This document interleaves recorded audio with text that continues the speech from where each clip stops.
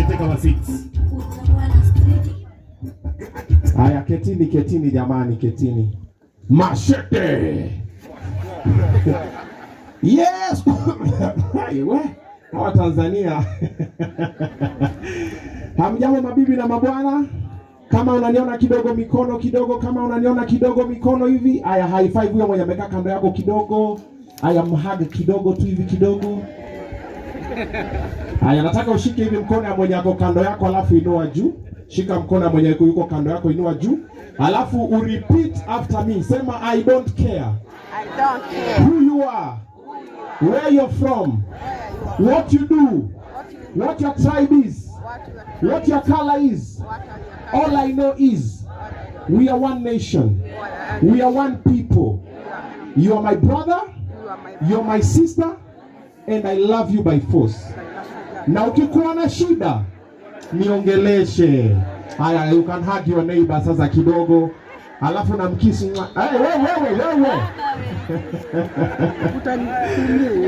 Sasa mimi ndio naitwa Oga Obina. Wengine wanaita Oga Dita. Guys, focus hapa. Tokeni kwa kipara. Hapa. Naongea macho iko tu kwa kipara. Ina shine. Alright, sasa mimi sijui kwa nini nimewekwa kwa kategori ya watu wa media. Mimi ni familia.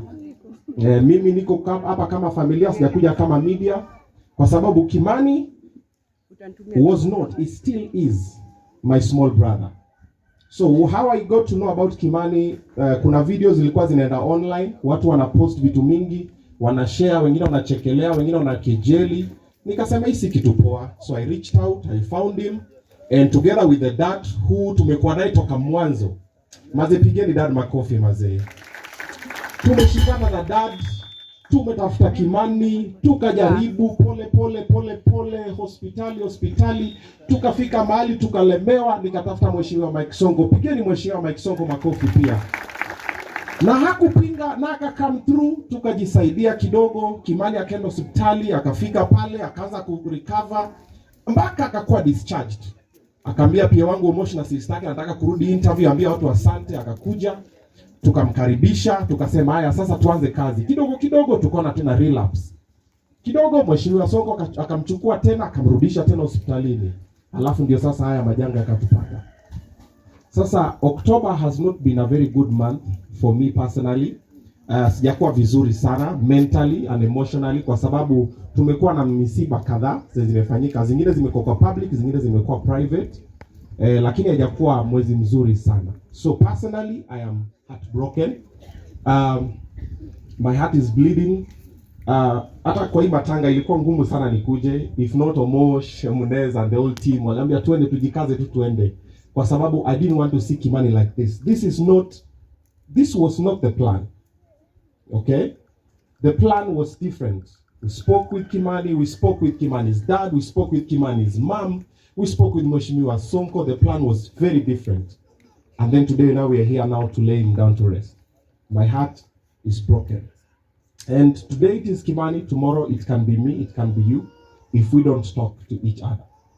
Okay? Tusipongeleshana, ni sisi tutakuwa hapa. Most of us, why?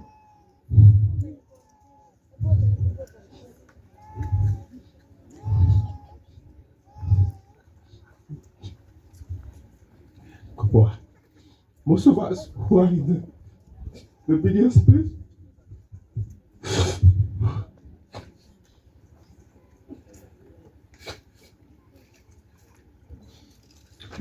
most of us who are in the media space, we don't talk, and we go through a lot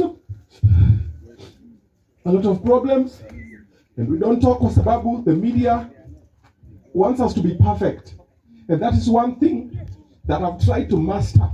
Social media is a scam. It is not a real space. What people show on the media space is not real. Unaona picha nzuri ni filters. Unaona maisha nzuri ni kufake. Sasa wewe unajikaza, unataka kufit pale, unapata marafiki wabaya, unapata direction. Social media is not a real space. And all we are doing as young people, we are competing with each other instead of collaborating and supporting each other. Ukiona mwingine ako na shida, tunaanza kuchekeleana. tunapiga picha.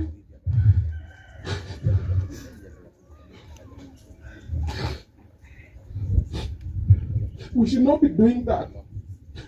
We should always be there for each other.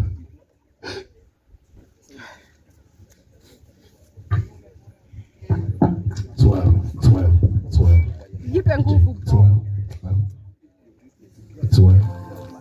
well. Umemtusi mwanaume fulani online, umemtusi for fun.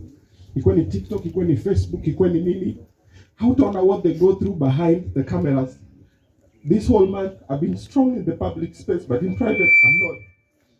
Okay? I'm only human. I cry, I bleed, I have my down moments, I have my up moments. I've been through a lot of things. I always try to make other people happy. Nikipata watu nataka tu niwafurahishe, wacheke, wasikumbuke zile mashida wanaenda through. But Wakenya wote wako na mashida. Kila mtu ana go through something. Hauwezi understand until ukwe kwa their own shoe. Tuache online bullying. Alafu ukiona mtu anaenda shida, kama huwezi msaidia, mind your business. Unaona msee anaenda through problem online, uenda wakaanza kupost, unaanza kumkejeli, unacheka ndio upate views na likes. That is what I've been trying to do on my social media and my media company, Obina TV Studios. I told my team, I don't thrive on negative news. I try as much as I can to be positive. Sisi ni binadamu, makosa zinatupata. Kuna siku unasema kitu unapata si kitu ulikuwa umepanga iende hivyo, imeenda vibaya, tuna apologize, we try to do better. Wazazi wetu wale wako hapa, vijana wenyu na wasichana wenyu wana struggle na vitu nyingi sana zenye hamjui. Unaona kijana ameingia tu kwa pombe, kijana ameingia kwa bangi, kijana ameingia na marafiki wengine, kijana anaweza kuwa kichwa ngumu, kijana haogi, kijana halali, kijana ni mtukutu, nasema ni bangi. They are going through a lot of things. Venye era yenu ilikuwa si venye era yetu hiko, na si venye era inatufuata hiko. Take time, msikize kijana. Kaa chini na yeye. Msikizie. Baba Kimani tulikuwa naye tukistruggle na Kimani. Alikuwa all the time tukienda kuona Kimani, nakaa chini tunaongea tukienda, because we opened a bank account, Wakenya wakachangia Kimani. Anytime nilikuwa naenda kwa bank, nilikuwa naenda nakaa chini na naambia kijana wangu nimekwama, hapa tufanye aje. Saa nyingine na mimi nikikwama naambia baba hapa nimekwama, tufanye aje. Tumekuwa tukisaidiana pole pole. He's always been there. He wanted the best for Kimani, he tried. Kimani's sister tried, Kimani's mother tried. Some of Kenyans tried, but wengine nao walikuwa pale wanaona kazi ni matusi. Akikuja interview, kwani amepatiwa amekula nini huko? Ona video amenona nini? Kenyans are very fast to insult each other online. That is not the future. That is not where we are going. So let's try and be accommodative. Tushikane mkono pole pole. Kama hauna kitu mzuri ya kusema Obina, nyamaza. Kama kuna kitu mzuri sema. I'm always telling people, give people their flowers when they are alive. Ukiona anafanya kitu poa, kama ukiona MC Chris anafanya kitu poa, mwambie MC Chris kazi fitu, umemsifi poa noma. Usinyamaze tu siku moja akishanini unasema nilitaka sana kumwambia hivi. Tomorrow is not guaranteed. Sadly, this is the path all of us are going through. Yangu inaweza kuwa kesho, inaweza kuwa kesho kutwa, sijui. But mimi nikitoka duniani nataka nikitoka niwache kama nimeimpact a few lives. Wale wenye wamekutana na mimi personally wamejua, wakitoka wanasema Obina alinifanyia ABCD. Hiyo ni shukrani mimi napata kwa Mwenyezi. So tujaribu, tuige tu mfano pole pole. Tutajaribu, nimejua ni ngumu kwa sababu maisha pia si rahisi na venye tumelelewa pia ni tofauti. Lakini tuache kuchekeleana, tuache kukejeliana, alafu mayutu wale wako hapa tujibonge. Bonga, ambia mom, mimi nimefika mwisho. Ambia dad, mimi nimefika mwisho. So if anything happens, dad atakuwa zile za mbona sikumsikiza. Usinyamaze ufikirie dad care ama mama care. Dad na mom pia wako na struggles zao. Mama na hustle, dad na hustle, wako na pressure zao. Most of our mothers have their own traumas. Most of our fathers have their own traumas. They put it down on us children. We have our own traumas. Now children are having children. We are passing down the trauma. So it's trauma after trauma after trauma. The government doesn't really care. They're not doing so much about mental health awareness. Last year, I did the first ever men's mental health awareness walk, single-handedly. The government was just looking. It's not that they don't have resources, they have, but that's not their priority. So what do? Sisi kwa sisi, mbona venye matiktoka siku hizo wanashikana, wanasaidiana, wanainuana. Facebook wafanye the same, Instagram wafanye the same, tushikane sisi wenyewe. Alafu sisi ndio tutabadilisha kesho. Kwa sababu tusipobadilisha leo, kesho haipo. Asante.